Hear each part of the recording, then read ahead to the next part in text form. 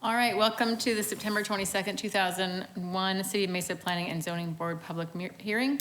We'll begin by taking roll call for our board members. Board Member Boyle is absent. Board Member Allen is absent. Board Member Crockett. I'm here. Board Member Ayers. Here. Board Member Peterson. Here. Vice Chair Villanueva Salcedo. Here. And Chair Sarkisian is here. As part of today's agenda, we have a consent agenda, and it will be read into the record, acted on in one motion. The items will not be discussed individually. However, if anyone wishes to speak on a specific item, please complete a comment card that is located in the back. Have we received any comment cards? Okay, seeing none.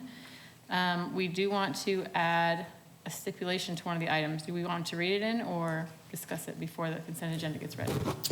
Chair, board members, I was waiting to hear back from board member Crockett to see if he's still okay, or if he still has issues, or if he's not okay. If not, we can add a condition of approval to that project to say that prior to the city council review and consideration of this project, the planning staff and transportation will re-review the landscape plan to make sure that proposed plantings in front of the property will not block the site visibility of vehicles entering and exiting the site. Okay, Madam Chair, yes? I appreciate that. I think I would like to pull this item 4A, which is case ZON 20-00840 from the consent agenda so that I could ask a couple of more questions, having now reviewed the visibility study. Okay, sounds good. All right, and with that, I will introduce Vice Chair Villanueva Salcedo to read the consent agenda. Items on today's consent agenda. Item 2A, minutes from the September 8th, 2021 study session and regular meeting. Item 3A, ZON 21-00589, District 6, within the 9300 and 9400 blocks of East Ray Road, north side, the 5000 to 5200 blocks of South Bradley Way, east side, and within the 9300 block of East Serenity Avenue, south side, located east of Ellsworth Road and north of Ray Road. Site plan review. Staff recommendation, this item will be continued to October 13th. Item 3B, ZON 21-00657, District 6, within the 4900 to 5100 blocks of South Momentum East Side, located east of Ellsworth Road and north of Ray Road. Site plan review. This request will allow for a multi-residential development within the East Mark community. Staff recommendation is approval with conditions. Item 4B, ZON 21-00449, District 6, within the 5400 block of South Power Road East Side, located south of Ray Road on the east side of Power Road. Site plan review. This request will allow for the development of a restaurant with a drive-through. Staff recommendation is approval with conditions. Item 4C, ZON 21-00543, District 6, within the 7300 to 7600 blocks of East Warner Road alignment south side, and within the 4400 to 4800 blocks of the South Sossaman Road alignment west side, located west of the Sossaman Road alignment and south of the Warner Road alignment, rezoned from light industrial and agricultural to light industrial with a planned area development overlay and site plan review. This request will allow for the development of an industrial business park. Staff recommendation is approval with conditions. Item 5A, Project Tailwinds, District 6, ZON 21-00408, within the 8000 to 8100 blocks of East Pecos Road South Side and within the 7200 to 7300 blocks of South 80th Street East Side, located east of Sossaman Road on the south side of Pecos Road. Preliminary plat. Staff recommendation is approval with conditions, and those are the items on today's consent agenda. Chair, board members, my understanding, Becky just reminded me that we need to read item 2A, which is the minutes, as part of the consent agenda items. Yes, I did. Oh, I'll add it just in case. Item Yes. 2A, minutes from the September 8th, 2021 study session and regular meeting. Do I have a motion to approve the minutes? I'll move that we approve the consent agenda, Madam Chair. Sorry. Do I have a motion to approve the consent agenda? Sorry. Yeah, I will make that motion. Okay, and is there a second? Second. All in favor, please vote. And then Board Member Crockett, can you state your vote? I vote aye. Great, so the consent agenda passes. And moving back on to item 4A, ZON 20-00840 within the 1,000 block of East McKellips Road, located west of Stapley Drive and the south side of McKellips Road, rezoned from single residence RS9 to multiple residence RM4 to multiple residence RM2 with a planned area development overlay, PAD, and site plan review. This request will allow for a multiple residence development, and staff will, you take it away.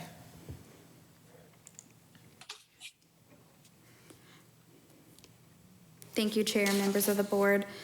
Case before you today is case ZON 20-00840. Site is located west of Stapley on the south side of McKellips Road between two canals.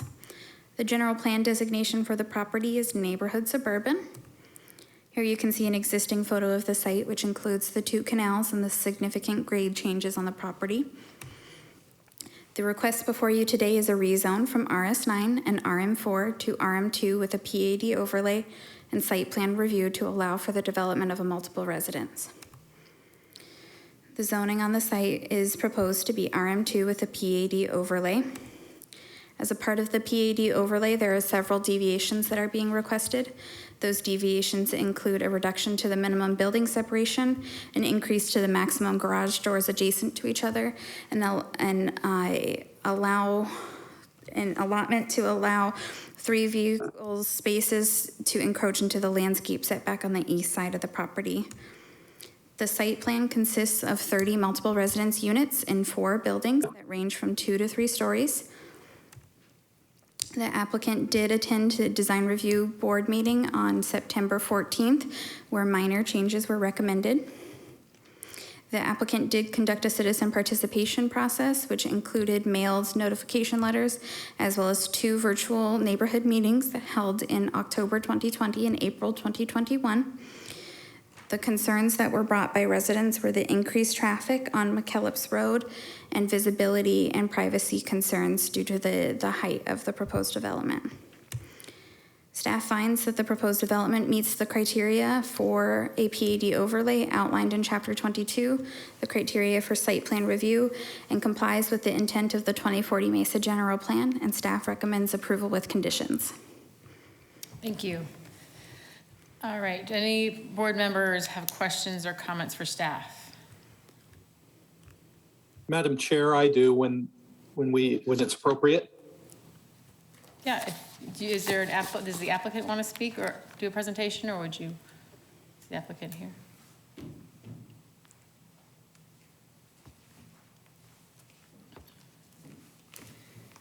Hi, I'm Victoria Snively, the architect with United Realty. Just real quick, we know that there's been questions about the traffic on McKellips since we started looking at this project. And one of the comments that we took early on was to move the entry to the west as far as we could. We did do a traffic study, and we have looked at the visibility with the site triangles for landscape. So if there's more that is requested, let us know specifically what that is, and we'll follow up. And if you have any questions, let me know. Thank you. Board Member Crockett, did you want to state your questions? Yes, Madam Chair, I do have a couple of questions, if I might. The first one's for Cassidy. Cassidy, I've reviewed a copy of this visibility study. It's dated April 15th, 2021, that was submitted to the city traffic engineer. Do you know whether the transportation department with the city has actually done an on-site visit at this location, or are they simply looking at the report that was submitted? Chair, Board Member Crockett, I don't know specifically if the transportation engineer has gone on site.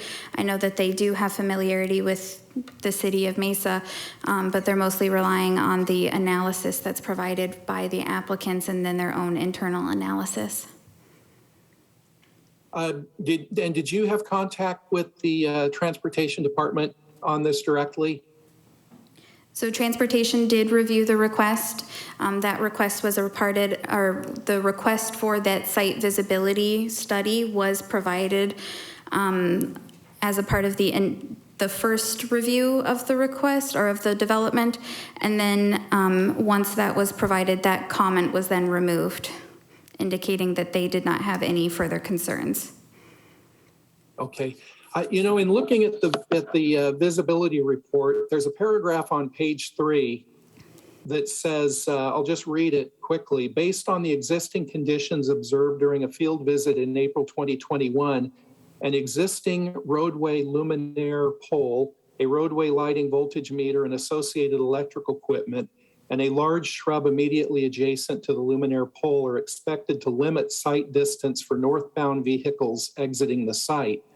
To provide adequate sight distance at the proposed intersection of Westmount Access McKellips Road, these obstructions located approximately 100 feet west of the proposed access driveway should be removed or relocated. So I think that's different than the landscaping that the applicant intends to put in at the entry exit point. So I'm just wondering if there should be a stipulation, or maybe this is picked up in an existing stipulation in the staff report. I didn't see it written in there, but I'm wondering if that should not be included, both to address this paragraph in the report and also to address the issue of the landscaping at the entry point for the subdivision.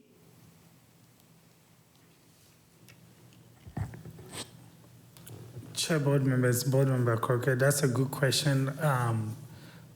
I'm not really clear if that 100 feet, all the items listed is within the property, within the subject property, because if it's under different ownership, that may be a different conversation. But I think the applicant is here and they can clearly answer that question. Based on their response, we'll determine what we do either at a condition or probably continue this case for us to talk to transportation and resolve the issue before we put it back on the agenda. But that's something I'll ask the applicant to really provide that information if they are familiar with the site. From what I know of that comment, that pole is not on our site. It's not something that we can actually move. So if there's any other suggestions on how to deal with that?